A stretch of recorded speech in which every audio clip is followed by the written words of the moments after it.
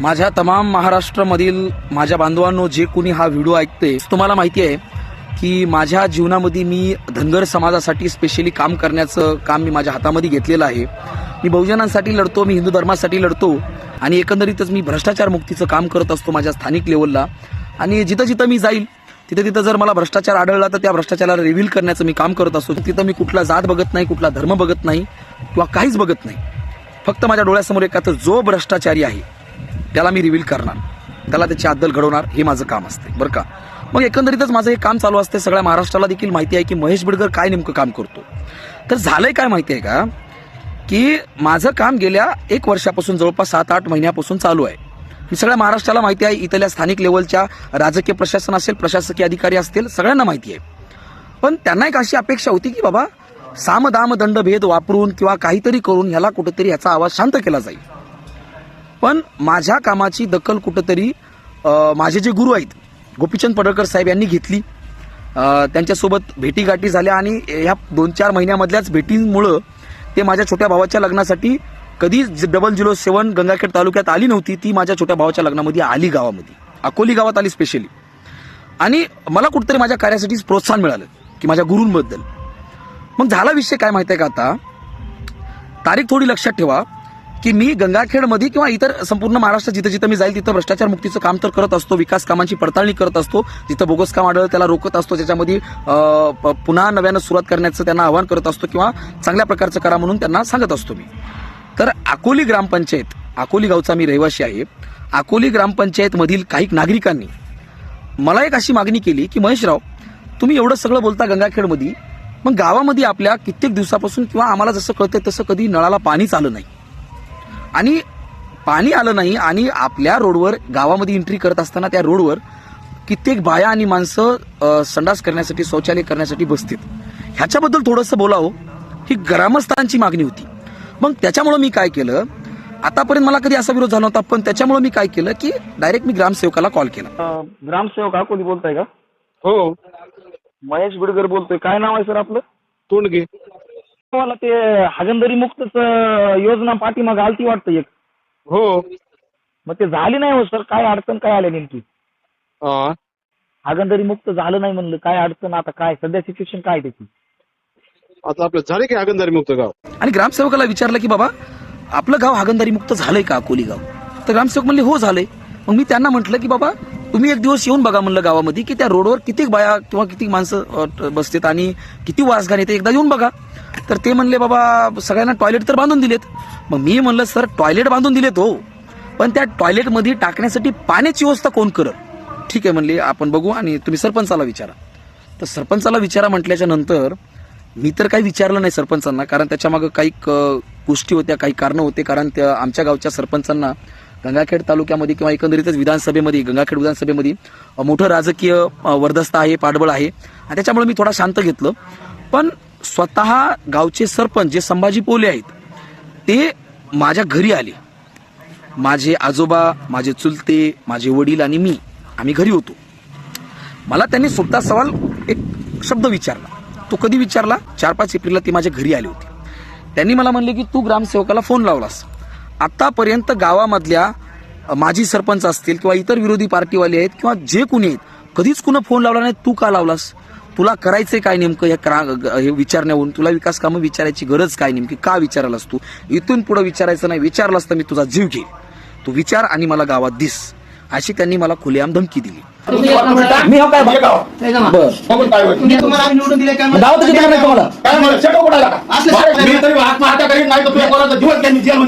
तुम्ही म्हणला तुला मारून केस घ्यावं लागणार, घ्या ना.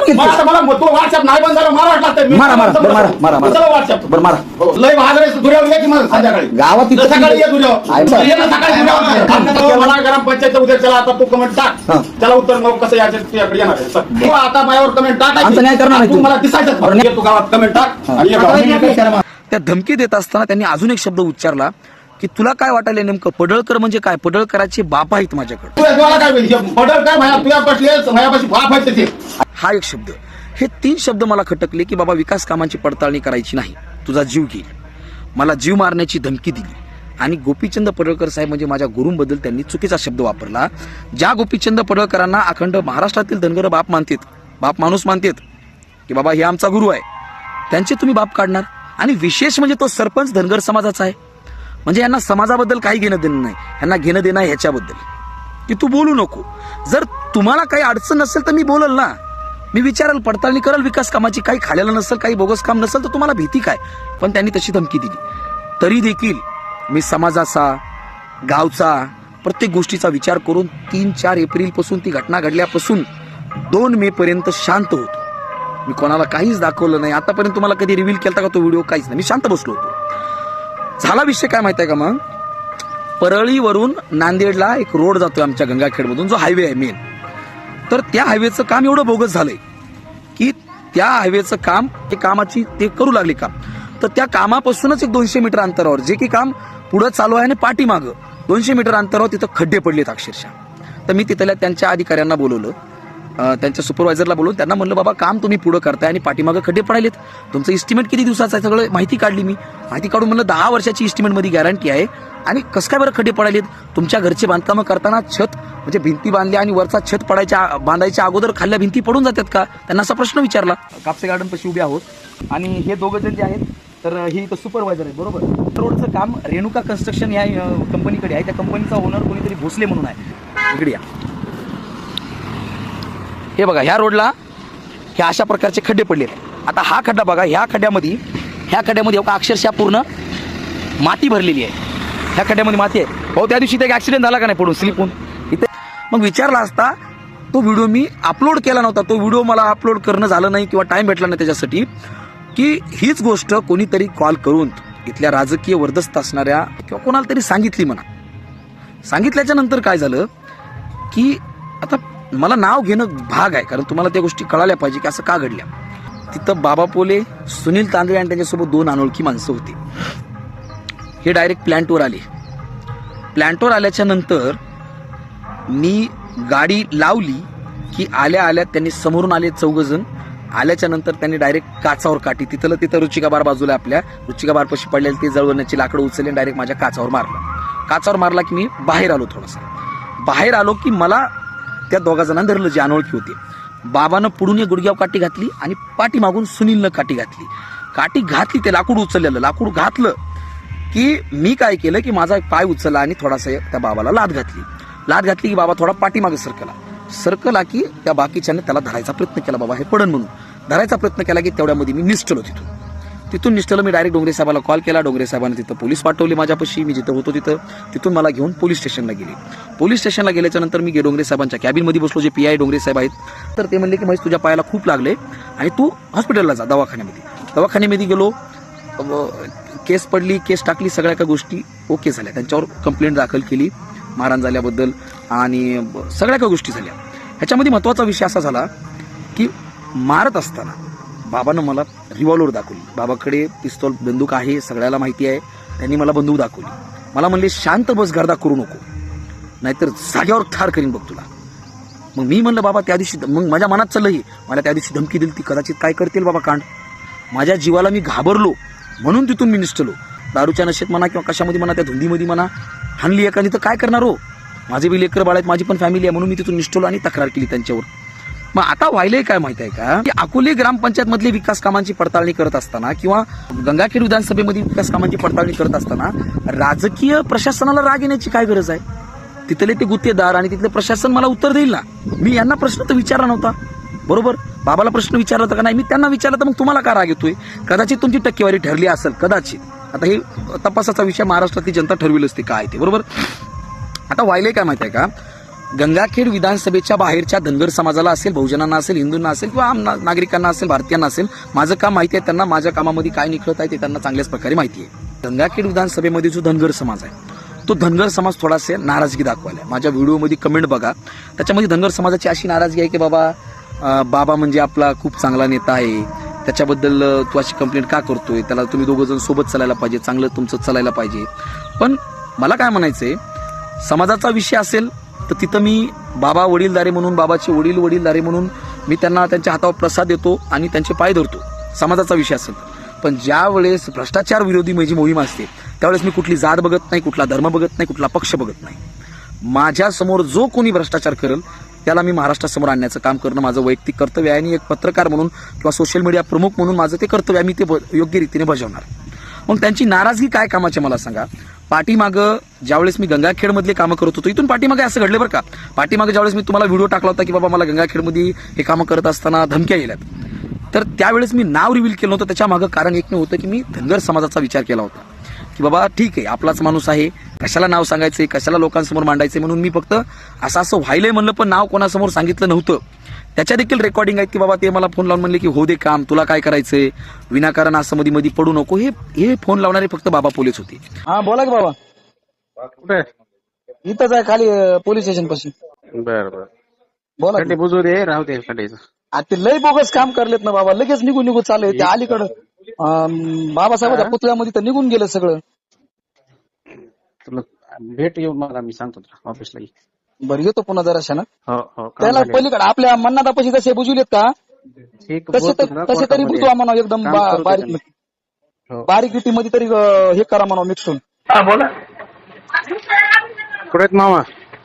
कोण आहे? बाबा बोले. हा बोल की बाबा. त्या मंगेला थांबायला हवा, ते काही व्हिडिओ टाकायला ऑनलाईन.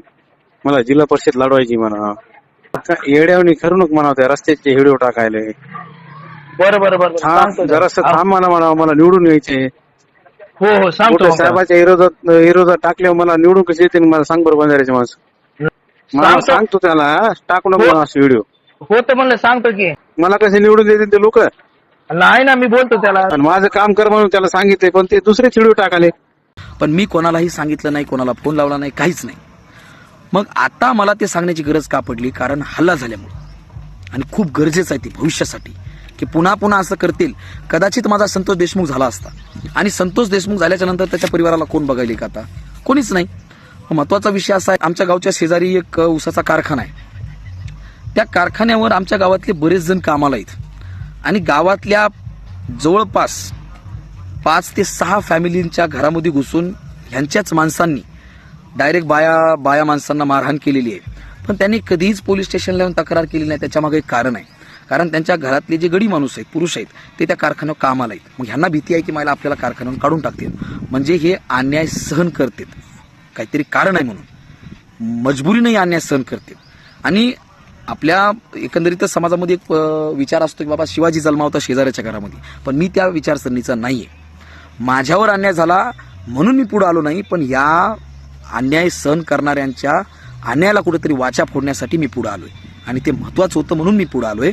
म्हणून मी गंगाखेड विधानसभेमधल्या एकंदरीतच माझ्या धनगर बांधवांना मी विनंती करतोय की तो कुठल्या समाजाचा आहे ते बघू नका, कारण छत्रपती संभाजी महाराजांचा घातपात करणारे हे गणोजी आणि कान्होजी त्यांच्याच समाजाचे, त्यांचेच मेहुणे होते. मग काय कामाचे आहेत ते?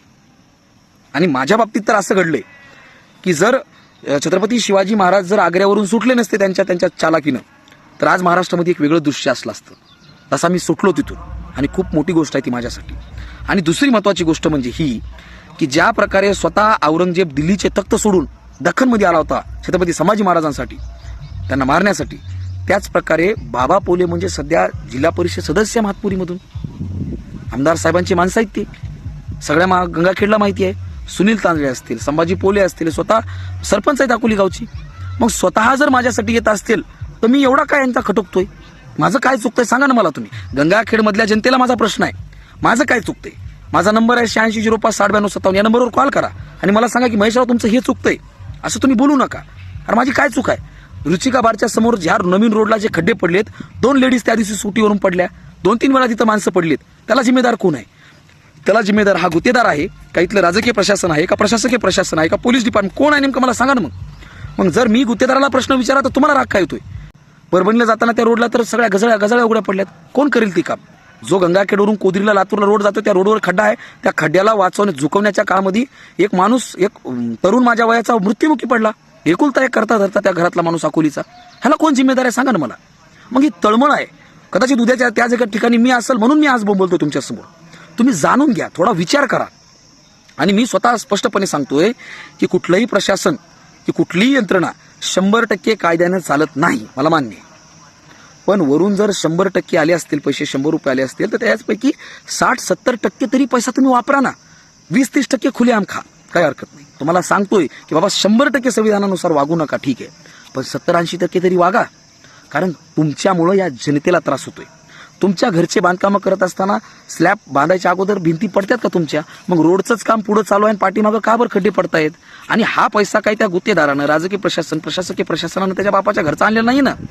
तो महेश बिडकर सारख्या आणि अशा असंख्य भारतीयांनी भरलेल्या टॅक्स मधून तुमच्याकडे जमा झाला या सरकारच्या तिजोरीमध्ये, आणि तो पैसा सरकार तुमच्याकडे देते चांगल्या कामासाठी वापरा म्हणून. मग तुम्ही तो खाताय का? गंगाखेड विधानसभेमधील माझ्या सर्व बांधवांसमोर मी हा प्रश्न मांडायचा प्रयत्न करतोय. तुम्हाला पटत असेल तर तुम्ही नक्कीच ह्याच्यामध्ये तुमचा अभिप्राय नोंदवा. आणि जर त्या एरियामध्ये, त्या जिल्ह्यामध्ये, त्या तालुक्यामध्ये, त्या विधानसभेमध्ये जर भ्रष्टाचाराचं काम होत असेल, छत्रपती होळकर फुले शाहू आंबेडकरांचा महाराष्ट्र आहे हा, पण या महाराष्ट्रामध्ये जर तुम्हाला त्यांच्या घोषणा द्यायच्या असेल तर त्यांच्या विचारावर चालावं लागेल. तुम्ही फक्त घोषणा देतायत समाजाला दाखवण्यासाठी, पण तुमचे जे काम आहेत हे एक अत्यंत गलिच्छ लेवलचे आहेत. तुम्ही जनतेसाठी काम करत नाही आहात. एकंदरीतच गंगाखेडमधल्या विधानसभेमधील सर्व नागरिकांना, माझ्या बांधवांना माझी एक विनंती आहे की महेश बिडकरला जर मारलं तर एक एक्झाम्पल होईल की तो महेश बिडकर एवढा ओरडत होता आणि त्याला आम्ही मारलं. मग पुन्हा कोणी महेश बिडकर बोलणार नाही. म्हणून जर माझं चुकत असेल तर मला कॉल करून सांगा, मी बोलणं बंद करतो. जर माझं चुकत नसेल, कारण ह्याच्यामध्ये माझा कुठलाही राजकीय हेतू नाहीये, कुठला काहीच नाही माझा हेतू. मला समाजकारण करायचं, मी करत होतो, करत आहे आणि करतच राहील, मरेपर्यंत करत राहील. आणि इथल्या राजकीय प्रशासनाला, प्रशासकीय प्रशासनाला आणि सगळ्यांना मी आवाहन केले की जर तुम्हाला मला शांत करायचं असेल तर मी मॅनेज होणार नाही. माझा तुम्हाला जीवच घ्यावा लागेल. मी मेल्यावर शांत होईल, पण मी मरतोय का हे जरा समाजानं जाणून घ्या. भारतीयांनो जागे व्हा. युवकांनो, तुमचं शिक्षण कुठंतरी घाण ठेवू नका, तुमचा स्वाभिमान घाण ठेवू नका.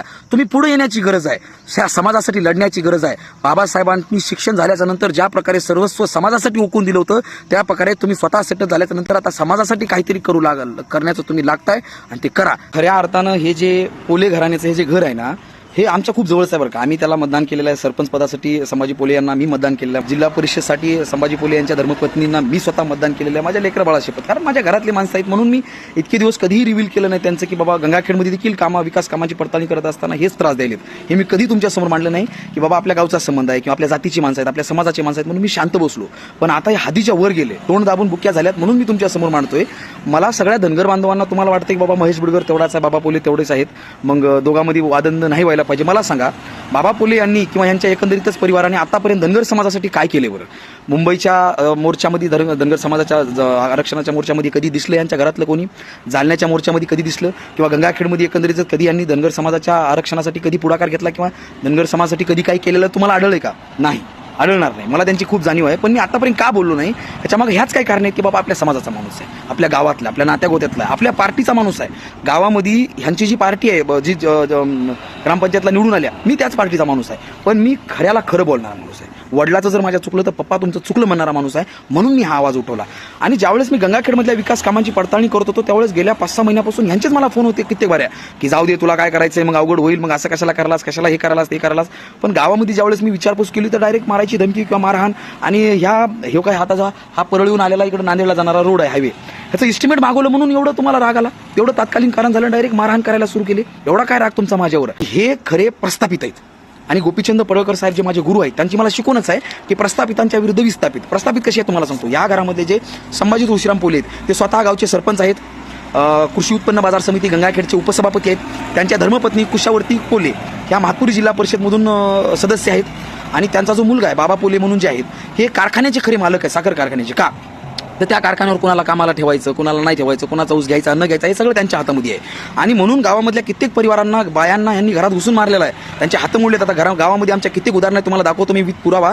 बायांच्या हातामध्ये रॉड आहेत. संभाजी पोलेच्या मोठ्या मुलानं सुभाष पोले यांनी मारलेलं आहे, त्यांना त्यांचे हात मोडलेले आहेत. पण हे शांत का बसले लोक की यांचे कुठेतरी घरामधले माणसं कारखान्यावर कामाला आहेत, त्यांच्या कुठेतरी गाड्या आहेत ऊसाच्या, कुठेतरी आपले ऊस आहेत शेतामध्ये, जाणार नाहीत म्हणून हे लोक प्रकारची अन्याय वृत्ती करतात. म्हणून माझ्या सर्व धनगर बांधवांना असेल किंवा एकंदरीतच गंगाखेड विधानसभेमधल्या सगळ्याच नागरिकांना माझे एक आव्हान आहे कळकळीचं. माझं काय चुकलं नेमकं?